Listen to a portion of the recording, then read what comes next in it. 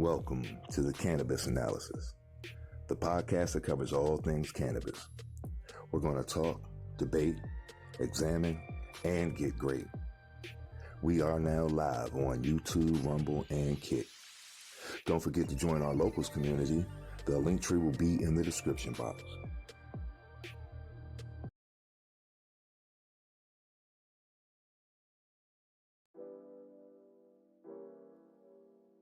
How we doing out there, everyone? Yeah, I'm sorry. This week, unfortunately, the camera is not functioning. So, I'm going to do this one, I guess, basically true podcast style. And this one is something I've been wanting to talk about for over a month, maybe about 2 months. Basically, Mexican cartels, money laundering,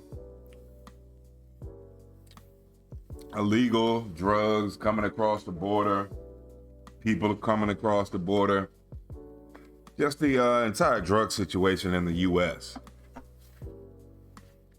I hope everybody's doing all right, and this should probably better help too, because I won't be caught smoking on camera.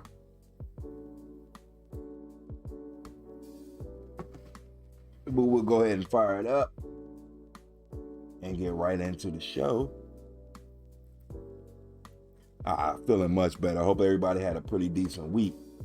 Yeah, this interests me, so I really hope you find some enjoyment out of this one.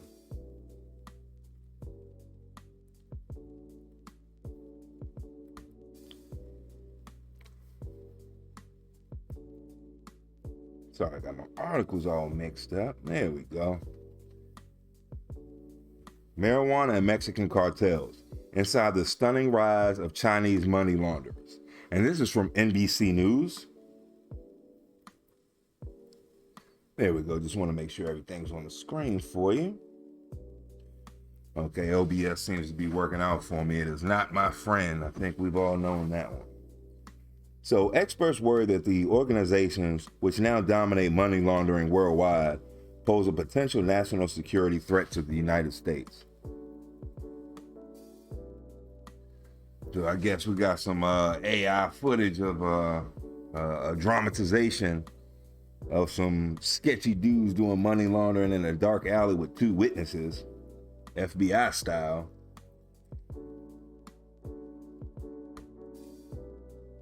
For much of his career as a federal drug agent, Ray Donovan had a singular focus: the capture of Mexican cartel boss Joaquin El Chapo Guzman.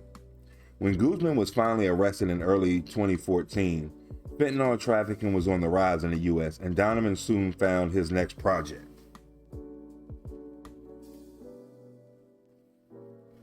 I must admit, that's a pretty nice introduction there. And he wanted El Chapo. I guess that's the Pablo Escobar today, I guess. I don't know how to take that one. I just know they found him digging through a tunnel. He got a tunnel dug to get him out of jail. My man had an Andy Dufresne crawled through 50 yards of shit and came out cleaner than a virgin's honey pot. He enlisted a data scientist in an effort to map out the fentanyl networks operating on the East Coast. Reviewing the telephone records of suspected traffickers, investigators saw a pattern of activity that shocked them. A ton of calls to China, recalls Michael Menzer, one of the DEA agents leading in the effort. I looked at the data from every way, and I went to the data guy and told him, I don't know what's going on here, but I've never seen anything like this before in my life. It was a new dynamic. Chinese criminal groups were laundering drug money for the Mexican cartels on an unprecedented scale. In 2015, Donovan had to turn his attention back to El Chapo after the Sinaloa cartel leader escaped from prison. By the time he was recaptured a year later, investigators digging into the fentanyl trade had made another significant discovery. The same Chinese brokers who were laundering fentanyl proceeds were now heavily involved in marijuana trafficking across the U.S. as well. That was an eye-opening moment, Donovan said. Now, we've covered a couple different news segments on my YouTube channel, talking about, I guess, cannabis trimmers being murdered. What is it? The Humboldt 7, the Humboldt 4, the Humboldt 5, the mass murder in San Diego. I believe it happened in 2020. And I did a news article on it. There's some new evidence that came out sometime last year. But it was Asians involved in all of the murders. Now, I believe they were from either Vietnamese or Laotian descent. But the entire, from what I understand, Asian trade has really dominated marijuana in California and I guess the West Coast. So this is, I guess, the bigger picture of the California's drug trade being the smaller picture. What Donovan's team was first to recognize has national security implications, experts say. Over the past decade, Chinese organized crime groups in the U.S. quietly became the dominant money launderers for Mexican cartels. Then they used the profits to take over the illicit marijuana trade. So, dang. I don't know if that's stabbing in the back or a Mexican standoff. Whoa!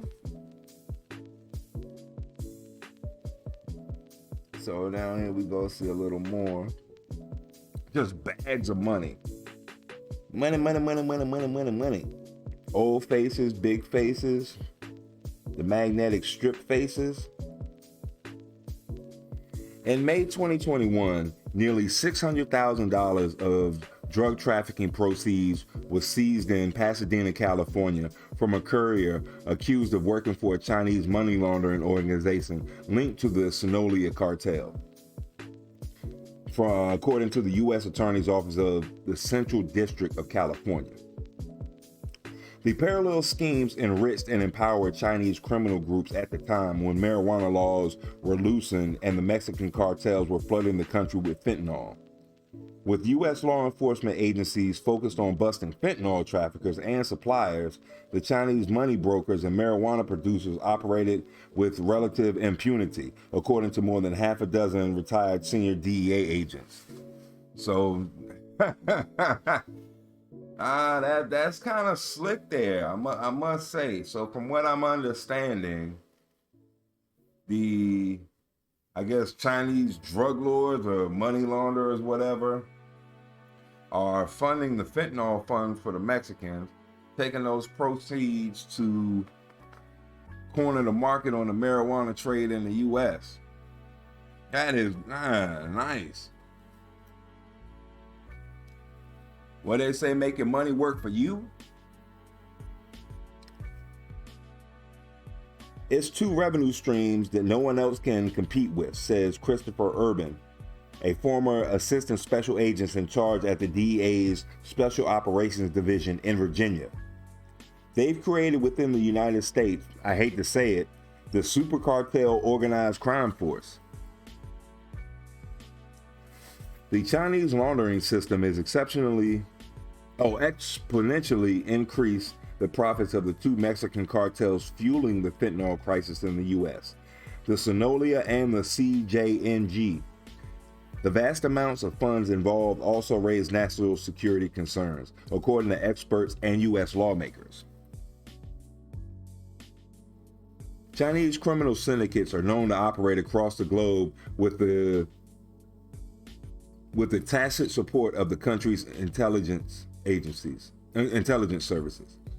Current and former American officials fear that at least one of these illicit drug proceeds can be used for nefarious purposes within the U.S., like corporate espionage or election meddling.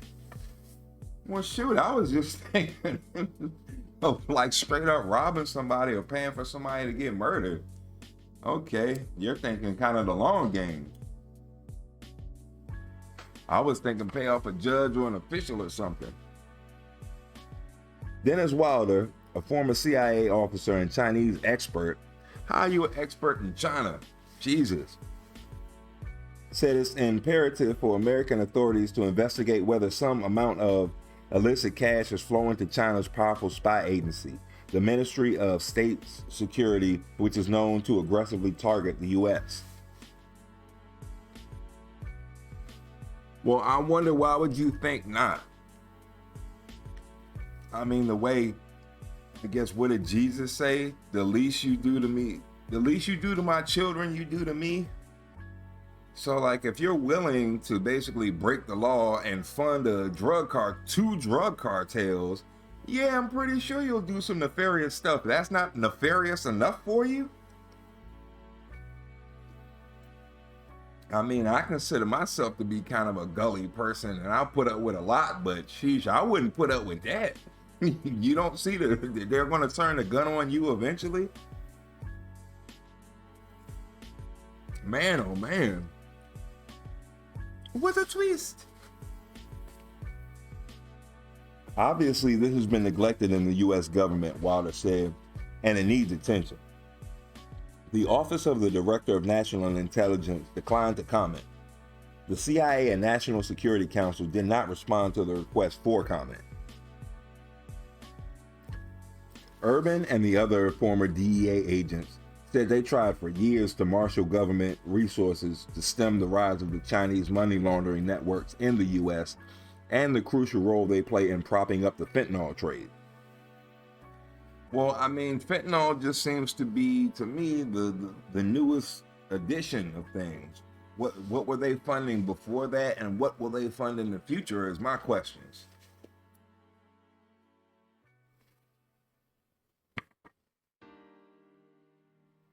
But the U.S. efforts made limited progress because penetrating the financial network requires an abundance of time, manpower, and political will. With fentanyl deaths spiking during the pandemic, law enforcement focused its attention primarily on the traffickers instead of the underground financial network that keeps the cartels operations humming, the former agent said. Well, I think that they were correct in attacking the fentanyl people because drugs kind of fund themselves. I guess the Chinese backers allow you to buy more of it, but yeah, kind of drugs are self-sufficient thing. As long as you can re-back up, re-ing up's no problem. Yeah, I don't see how you ever fall off. But you know, hey, I guess pick your poison. We've let this happen, Urban said. Since 2023, federal prosecutors have charged at least 31 people linked to Chinese groups accused of laundering cartel drug money. But those cases represent only a tip of the iceberg, the former agent said. Thousands of Chinese money brokers are believed to be operating across the country. You don't think? I think it's called Chinatown. Yeah, I would think that there are plenty of people doing that. Every, I guess, ethnic group or race, however you want to say, has their own form of mafia, some kind of underground network. And yes, across the U.S. I mean, with Albanians, you got Russians, it's Nigerians. Yeah, everybody's kind of got their little hustle of what they'll do, what they're good at. And I guess, yeah, Chinese is good with math, so yeah, you can be the ones lending out the money.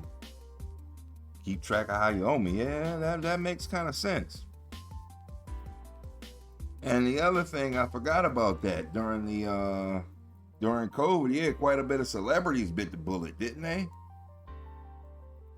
So it I guess not only affect us on a personal level for whoever friends or family you might have personally known who had a battle with fentanyl, but also quite a few people I was surprised we'd even go that route kicked it off. I think Matthew Perry and what's the dude from The Wire?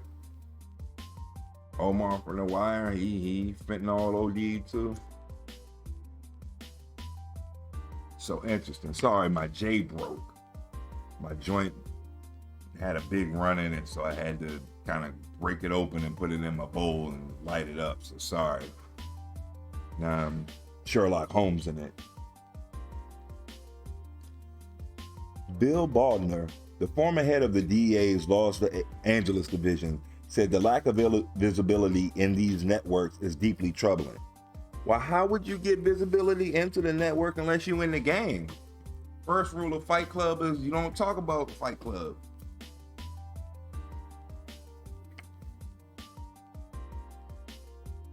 Is there more to the story that most of us don't know yet? I know it is. I mean, kind of with any information, the only people who really know the truth are the people involved in it. Everybody else is just speculating. What's my joint from Scarface? You don't understand the struggle, you just see the results. So it's always going to be that way. And I think most people do view things as a result more than something while it's in progress. I mean, look at, I guess, your basic feminists. They only look at outcomes. They don't really look at why there's a... Sorry, the haze got me. Why there's a difference in the outcome. They don't care about the method, they just care about the end. And that kind of seems like you're gonna miss a lot of things if that's your approach. So I see why the DEA had such problems. But I wonder, is this ignorance or people hiding behind ignorance for plausible deniability? So on to Project Sleeping Giant. Chinese criminal groups have quietly operated for decades in the U.S. in major cities like San Francisco and New York. Now, I was saying that they largely stayed under the radar of law enforcement by engaging in nonviolent criminal activities such as wildlife trafficking and cybercrime. Well, I think they also kind of harassed the citizens, but none of them called the police, so I don't think it's all nonviolent crimes. I used to be a barber, and the interesting thing about being a barber is you're always watching TV, sometimes in the middle of the day, and that's when some interesting things came on. And I watched a documentary talking about basically fresh off the boat Vietnamese people. No, they weren't Vietnamese, they were Chinese. And they basically all hung out in a pool hall and extorted the businesses locally is how they got money. And one of the dudes, the cop remembers, he ended up dying. So he wasn't even alive at the time of this video coming out. But the cop was like, the dude was so vicious that who was the leader of the gang, that he was shot. They had to put handcuffs on him. They were like, hey man, who shot you? He was like, fuck you. That's how hardcore he was. So yeah, nonviolent. Yeah, I mean, if you want to go that route, I'm sure there's some violence going on. Crime can't really be done without violence at a certain point. Because even if I guess you're stealing money digitally from me, when I find you, I'm gonna put my foot up your ass.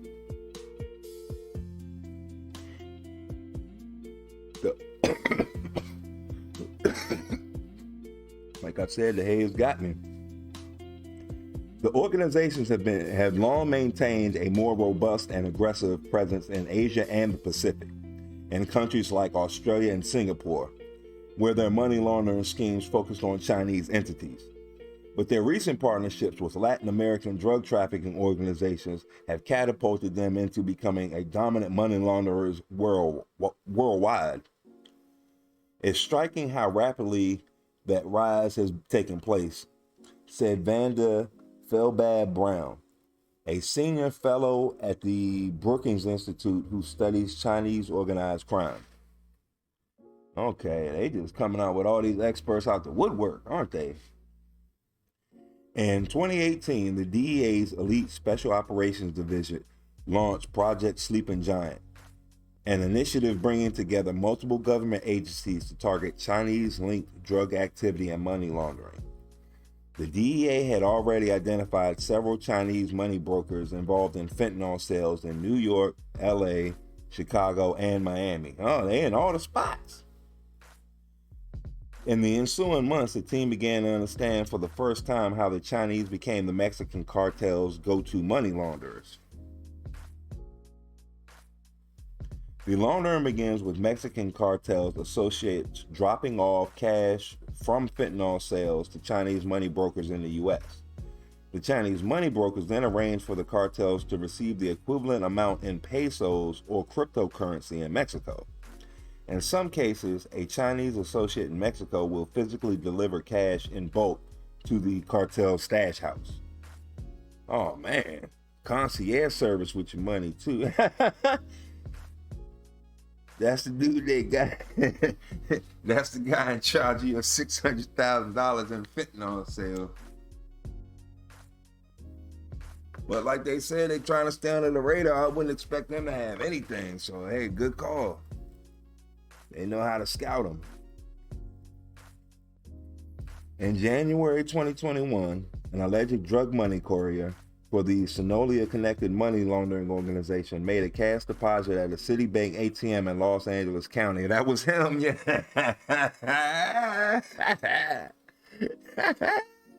Let's go back. He weighed like a $105 wet. It looked like he got a little purse. I guess that's a fanny pack or something. But yeah, that looked like it. And that was from the, again, from the U.S. Attorney's Office of the Central Division of California. The Chinese brokers managed to keep a ready supply of cash on hand in Mexico through a system of informal trade. Their associates in China and regions like Guangzhou purchased goods such as high-end electronics and shipped them into Mexico. They're then sold by Mexican businesses for cheaper rates to consumers, generating cash that they provide to the cartels. The system also relies on wealthy Chinese nationals in their home country. In 2016, the government of Chinese President Xiao Jinping, my fault, I knew that, imposed a $50,000 limit on the amount of money the citizens could move out of the country, creating a demand for U.S. dollars that can be used to pay for things like real estate and tuition in the U.S., where the economy is more stable. That is where the Chinese money brokers made the majority of their profits. Okay.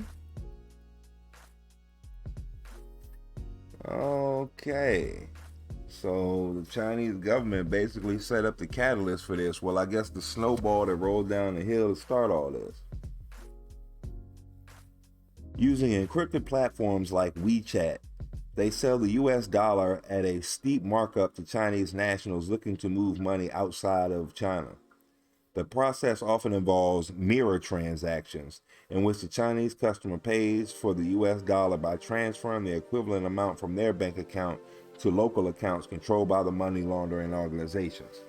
So they own whole banks. Okay. See, that's what I'm saying. Like, that's the type of stuff I'd be doing with my money. I'm not worried about anybody else. As long as I can keep getting businesses to get my own money, why would I want to do something nefarious? The Chinese money laundering system does not involve physical transporting cash across the border. It's safer, faster, and far cheaper than other laundering methods. The Chinese can charge the cartels a fraction of what other groups once did because they have this additional revenue stream. The money from the Chinese customers buying US dollars, the former USD agent says.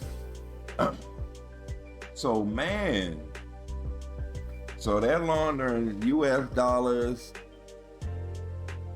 for a markup price. You're basically selling a $100 bill for say $120. You're taking your Chinese cheap goods and selling it to Mexico where they get the profit. Like, they mark it up and can get you the money back. And this is brilliant. I'm jealous. I was appalled at first. Now I'm jealous. How can I be down with the king? This is brilliant.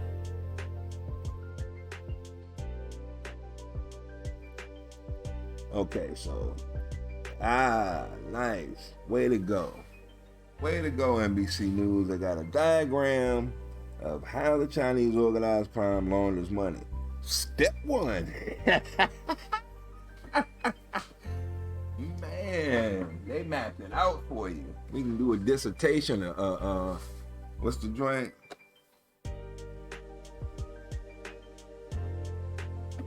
A point presentation, a pivot point presentation. By arranging sales of cash instead of transporting money across the border, Chinese launderers evade common methods of detection and can provide their services faster and cheaper than other groups. Step 1. U.S.-based cartel associates hand off cash fentanyl proceeds to the Chinese money broker. Drug distributor, cash. Step 2. Mexican cartel members receive the equivalent in pesos from the Chinese broker in Mexico. Launderers commission 0 to 4% to the Mexican cartel. Step 3. Launderers commission 5 to 10%. Chinese nationals sinking U.S. dollars. Wealthy Chinese people who want cash in a U.S. deposit local currency with brokers from China. Step 4. Chinese nationals seeking U.S. dollar. In return, they get the money inside the U.S., evading Chinese government regulations limiting their transfers. So from the drug distributor to the Chinese national seeking U.S. dollars. Diversifying your portfolio.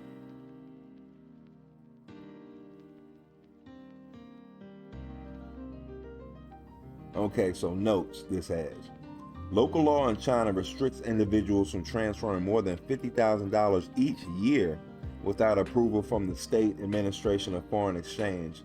Some wealthy Chinese people seek clandestine ways to purchase funds in the U.S. through Chinese money brokers. And, I guess the source is NBC News yet again. But it's a loop of news, a closed loop of news. All right, from 2018 to 2020, the DEA data scientists and analysts exhaustively dug into the Chinese money laundering networks. They pinpointed all suspects all over the country, but found the majority were loosely connected to a particular neighborhood in Queens, New York. We will go to Queens.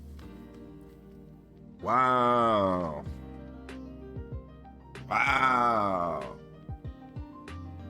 So, yeah, like they said, it was in Chicago, LA, Miami, New York.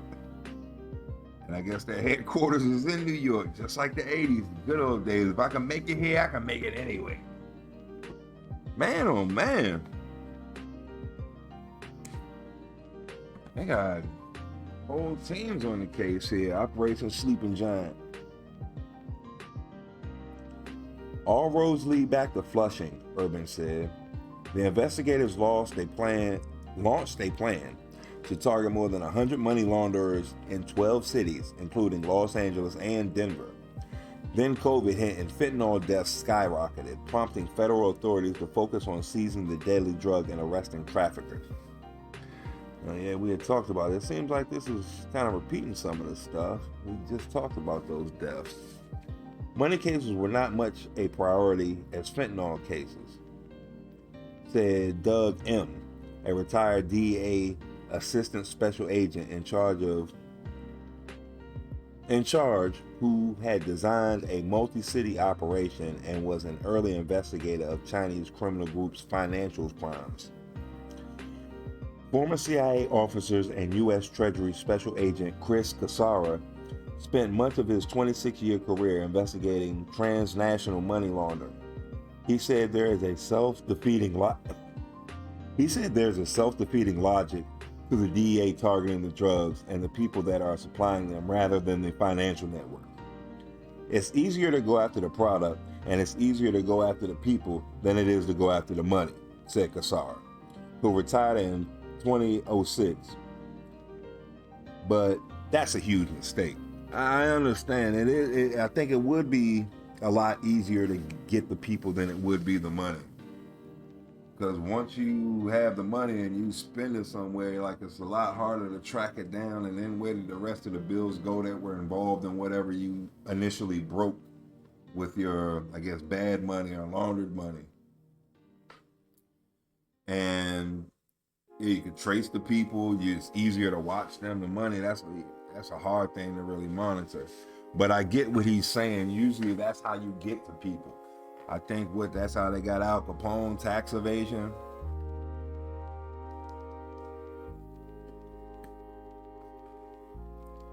But yeah, it takes some time to get there. Dang. Doing. An estimated $2 trillion total is laundered globally each year, according to the United Nations Office of Drug and Crime. Dang. The State Department estimates that 154 billion in illicit funds pass through China annually. But those responsible almost never face persecution in the U.S., Cashapp said, especially since 9/11, when federal law enforcement shifted into focusing to terrorism and immigration. To be a money launderer in the United States, or for that matter most places on the world, to be caught, you have to either be very, very stupid or very, very unlucky, Cashapp said. Now that would make sense.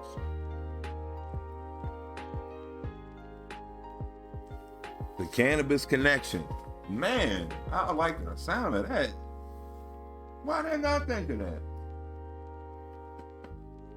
Why didn't I come up with that one? I could have came up with something snappy like that.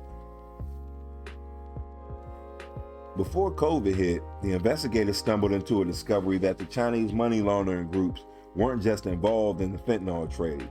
All of a sudden, they were bumping into Chinese marijuana grows, M recalled. The agents noticed that Chinese money brokers in New York were purchasing homes in states like Colorado and California to grow marijuana and distribute it in the cities on both coasts. Now, this sounds like the news we were talking about earlier. A lot of these illegal grows that were going on in California, San Diego, Sacramento, San Francisco even,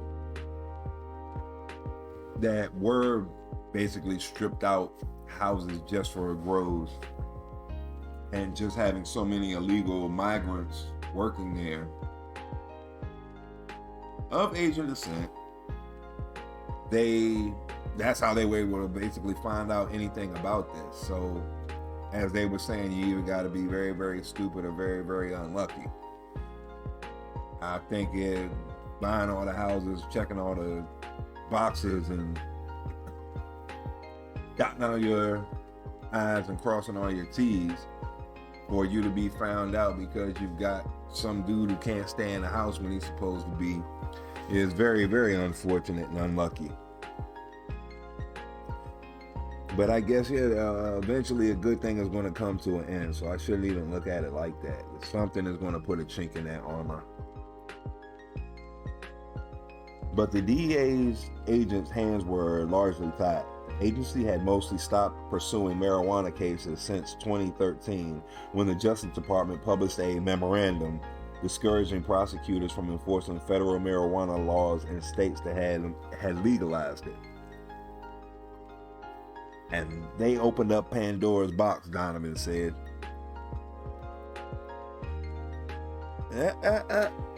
Another PowerPoint. Here we go. What I call it, a pivot point? Another PowerPoint presentation. Here we go. Revenue streams for Chinese organized crime in the U.S. I'm going to write this down. Maybe I can do a less illegal version and a less international version. And a less crimey version of this. Let me get a notepad out. Laundering the fentanyl proceeds. Selling U.S. dollars to Chinese nationals. Marijuana grow operations.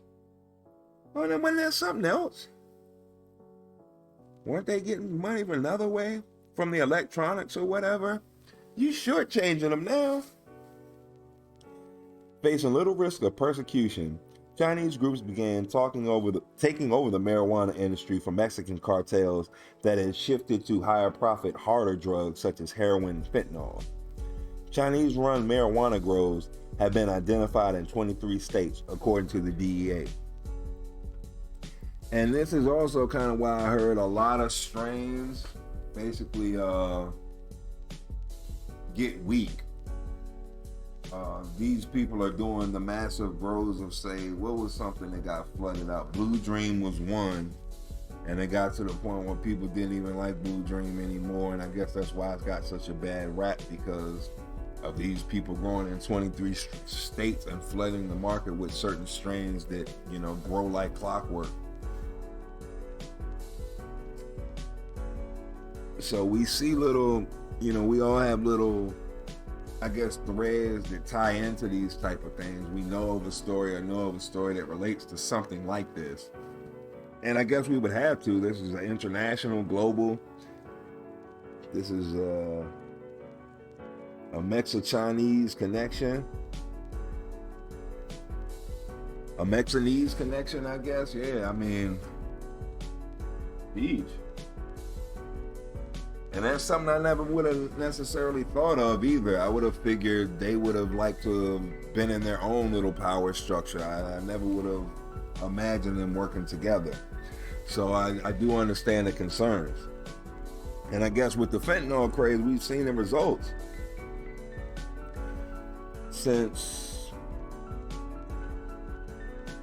No, I'm at the wrong spot. I'm so sorry.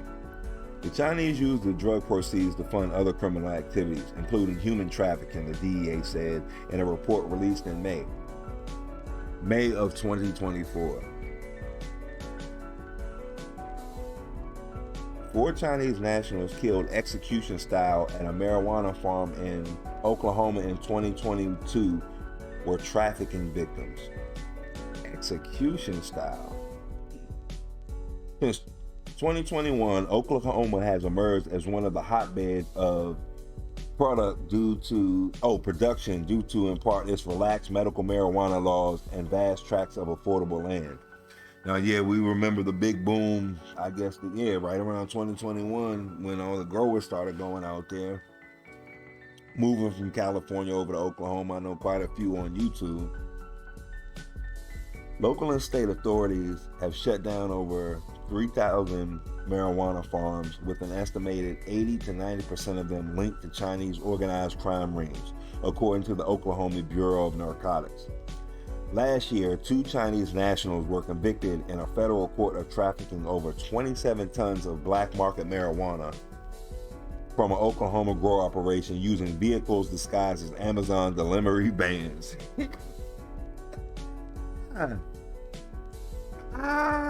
Man, they was going super hard, fake like they was Amazon trucks and selling it. Yeah, I know what's in your package. This would be worse stealing a package off the doorstep, I guess. What?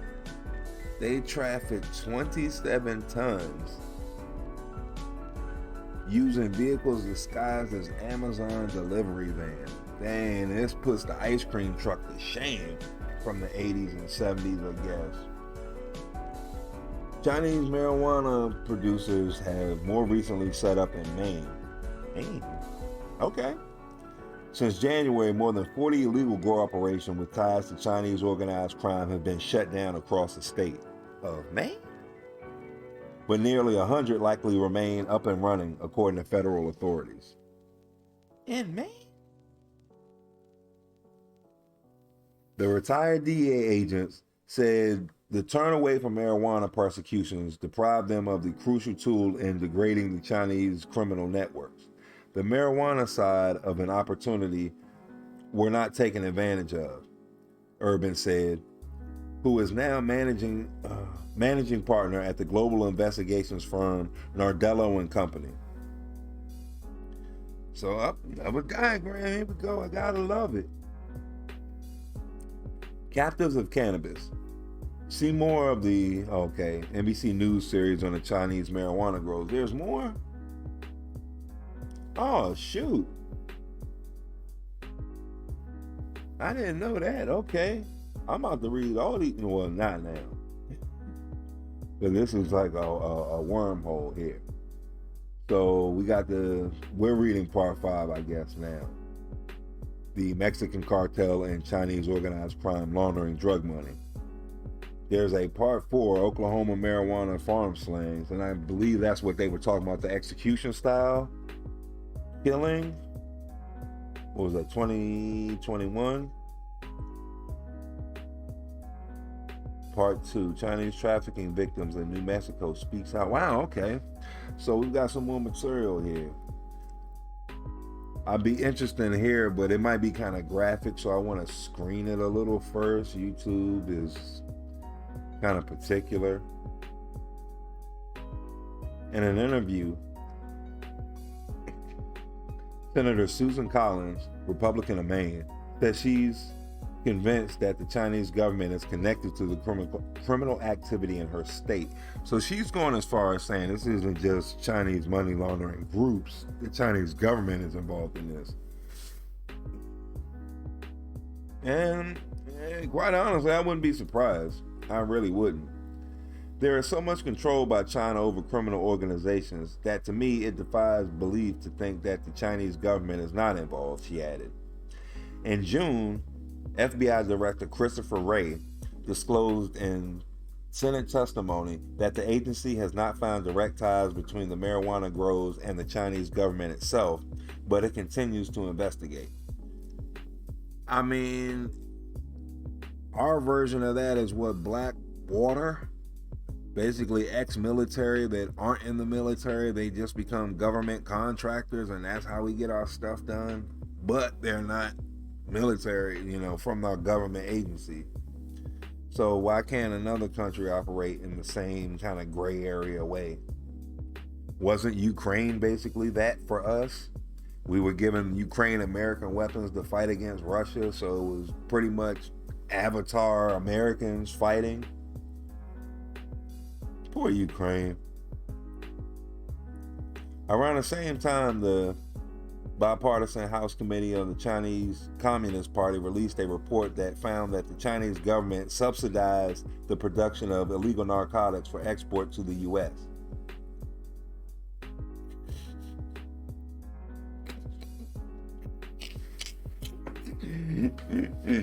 He must be on the payroll. Hold on. Yeah, the FBI director is on the payroll.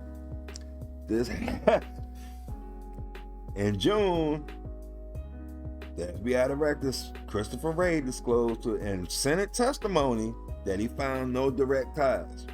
Okay. Around the same time, the Bipartisan House Committee on the Chinese Communist Party released a report that said, we did find that the government subsidized the production of illegal narcotics to ship to the U.S. Wow. So either someone's lying or someone's got some bad informants. That's a nice little grow there. Yeah, it's a nice little grow. No bamboo stakes? Ain't not kidding there. In January 2024, Lincoln County Sheriff Office Criminal Investigation Division seized over 1,000 marijuana plants at a residence in Whitfield, Maine. Local authorities believe that the processed marijuana was being shipped out of Maine. Well, yeah, I'm sure. Representative John Molnier, Republican of Michigan, chairman of the Bipartisan House Committee on the Chinese Communist Party, also blamed the Chinese government. Chinese money launderers threaten our security because the Chinese Communist Party has decided so. But the Chinese experts like Wilder, an ex-CIA officer, hold a different view. Chinese Communist Party leaders in Beijing don't direct the actions of criminal groups operating overseas, he said.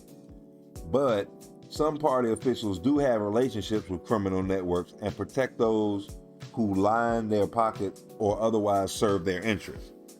Yeah, I'm sure, like everybody else. If you paying, I'm playing.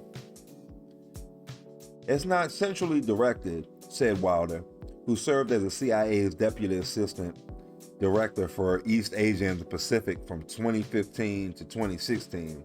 This is about Chinese corruption. Still, he says it's critical that the CIA focuses on finding out whether any of the illicit money is being used to undermine the U.S.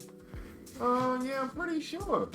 They already did. They brought illegal drugs over. They're funding illegal drugs coming across the border. They've already done it. I wonder if they do anything else. Come on now. They've already committed crimes. Stop playing. I don't really want to play no games. They need to be using their sources of information, said their clandestine networks, to find out the answers, he said. Chinese embassy spokesman Liu Pinghua said that the Chinese government has been cooperating with U.S. drug-related anti-money laundering efforts and that important progress has been made recently. He said that Beijing has always asked overseas Chinese citizens to abide by local laws and regulations and not engage in any illegal activities. Oh my goodness. Like that's gonna work. You ever heard of the term that if you tell somebody not to do something, they're gonna do it? An incredible own goal. In June, federal prosecutors in California said 24 people, including 9 Chinese nationals, had been indicted on charges of helping the Sinaloa cartel launder $50 million in drug proceeds. One of them, Pei Tong, traveled from the U.S. to Mexico in January 2021 with a Mexican associate to strike a deal with the Sinaloa cartel, prosecutors said. Tong later fled the U.S. but was arrested by Chinese authorities. Yeah, that's a weird combo right there. All blacked out. So he should have just left for Mexico. Sheesh.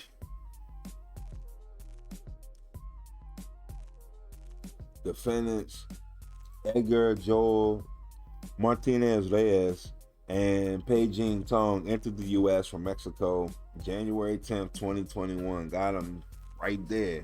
Dang. Yeah, you gotta, what did they say? You gotta be very, very stupid or very, very unlucky. I'll let y'all decide that one. The California indictment followed recent Chinese money laundering cases brought by federal prosecutors in a state like Virginia, Massachusetts, Arkansas, and North Carolina. And last month, the Treasury Department sanctioned Tong and other members of the California money laundering network. But far more needs to be done, according to the former DEA agents and ex-CIA agent officers and congressional officials. It's an incredible own goal that our chief adversary's economy continues to flail. We are continuing to allow Chinese money laundering in the U.S. that is pumping millions of dollars into the Chinese economy and fueling death and addiction of our own citizens at the same time.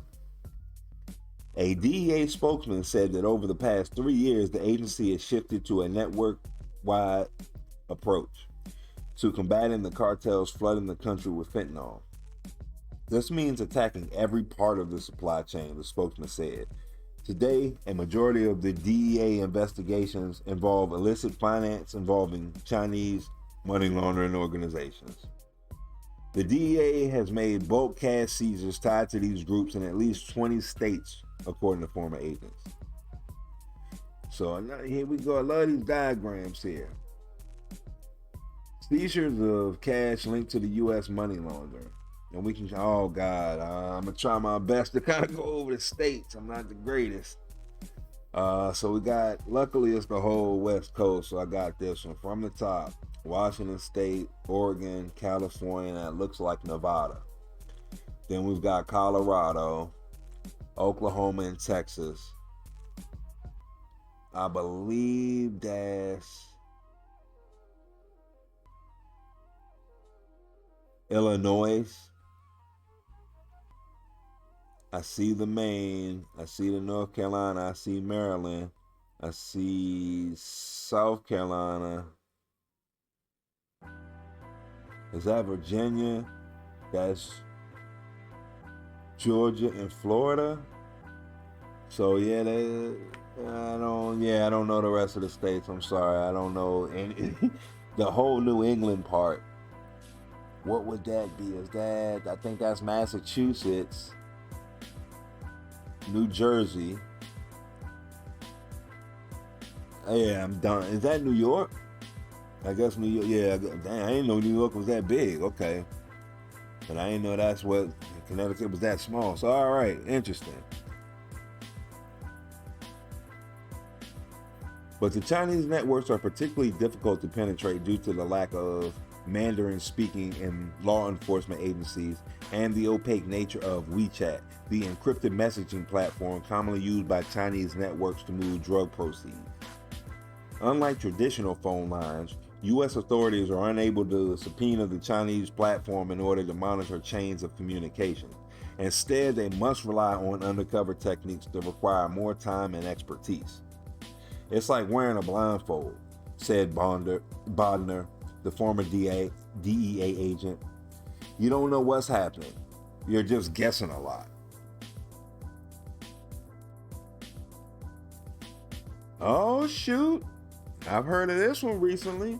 A spokesman for WeChat's parent company, Tencent, which owns a bunch, don't they own some of TikTok? I know they own a bunch of video game crap. It's like a major Chinese entertainment company, and I know they had direct ties to the Chinese government. Tencent said it takes safety of our users very seriously.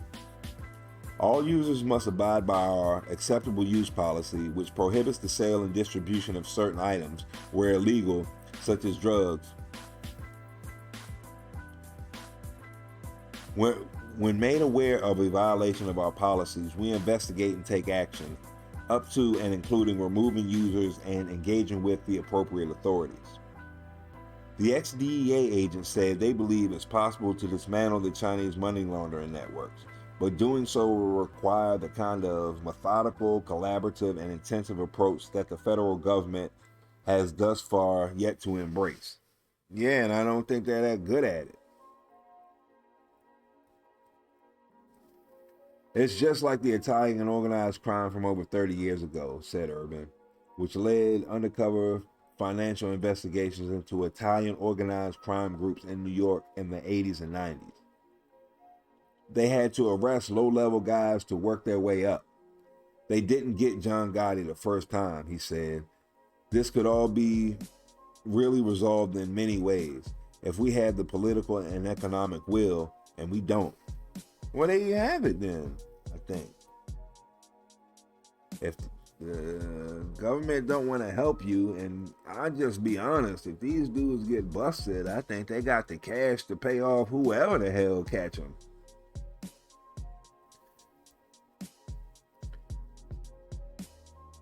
But that was very, very interesting. Yes, I wanted to go back to here. So they just them the way the Chinese system was working, how many different methods they were using to get rid of this money and to accumulate money was very fascinating to me.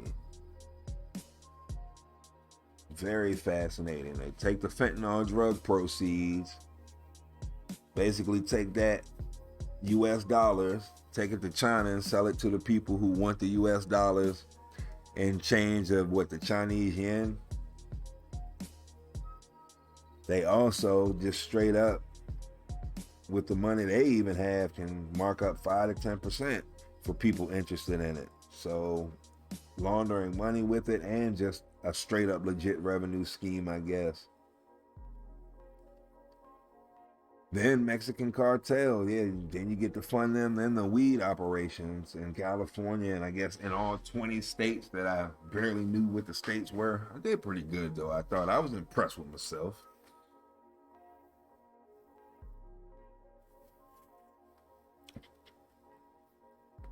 I was very impressed with myself.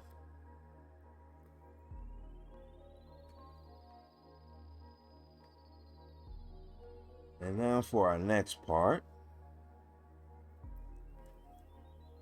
we're going to go into our strain of the week.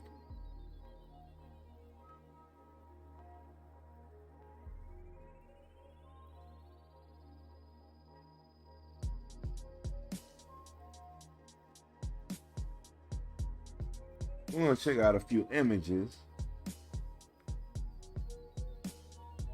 Oh, that's cool, the way they have it in the bowl like that. Very frosty looking. Very, very frosty looking.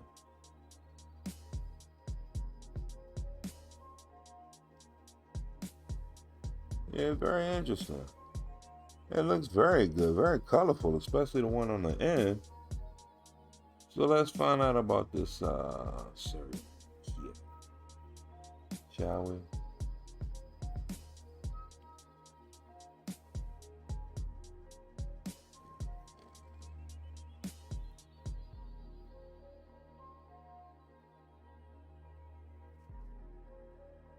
So we're going to go to the good old Leafly.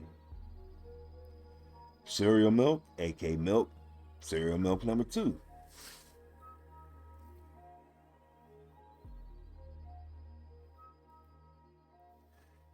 Cereal milk is a hybrid from cookies.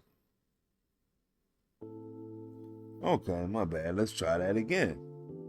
Cereal milk is a hybrid strain from cookies.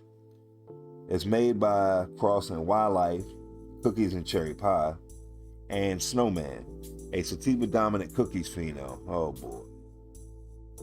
The cereal milk's all cookies. Okay, I should have freaking known that.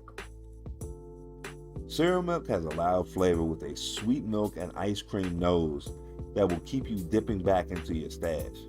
You can expect dense buds, quality nugs dripping with trichomes and potent high. Then that was Leafly, not bad. Warm me up a little bit. For my favorite, All Bud.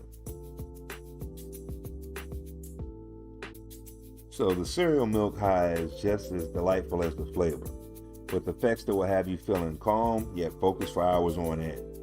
You'll feel a euphoric lift on the onset of the high, filling your entire mind with a sense of pure happiness and lifted bliss. As your mind reaches new heights, you'll feel an influx of creative energy and sociability, boosting your mental clarity and focus. With these effects, and as high 18 to 23% on average, cereal milk is often chosen to treat those suffering from conditions such as chronic stress, nausea, chronic fatigue, depression, and chronic pain. This bud has a tapered fat, heart-shaped olive nugs with minty undertones, dark orange hairs, and a coating of frosty white trichomes.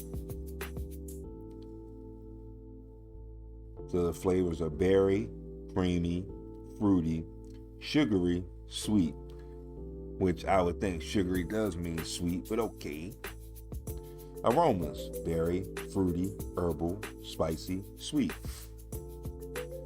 So as they said here, the flavors match the aroma. 18 to 23% high. Interesting.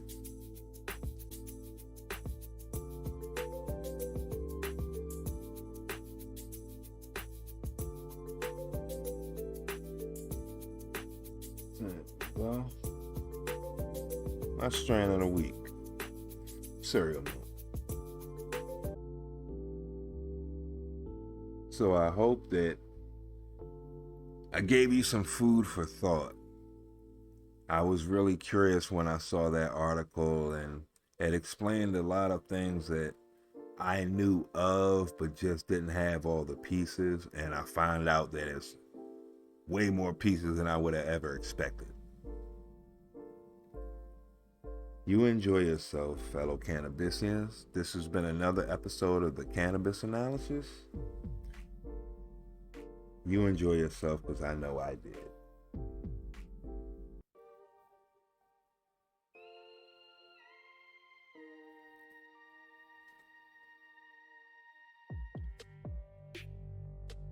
Welcome to the Cannabis Analysis, the podcast that covers all things cannabis. We're going to talk, debate, examine, and get great.